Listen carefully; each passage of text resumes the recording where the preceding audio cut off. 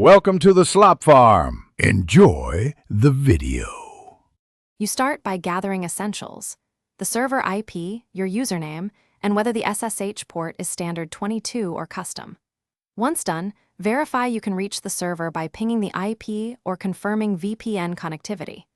Make sure PuTTY is installed, and if you use key authentication, that you have a PuTTY PPK file. Convert an open SSH key with PuTTY when necessary. This gets you to the PuTTY configuration window ready to now configure the session.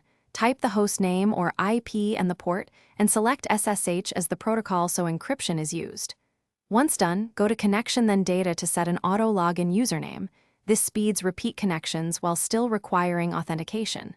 Next, navigate to Connection, SSH, Auth, and load your PPK private key if using key-based auth, or leave it blank to use a password prompt. Finally, save the session name so you can reuse these exact settings later. Click Open to initiate the SSH session. On first connect, accept the server host key fingerprint so your client remembers it. When prompted, authenticate with your private key passphrase or password, and then verify access by running a simple command such as whoami or ls to confirm your home directory. If something goes wrong, check firewall rules and the port, ensure the IP is correct, verify key file permissions and format, and confirm the server's SSH service is running. These fixes solve most issues. Thanks for watching. Consider subscribing if we helped you today.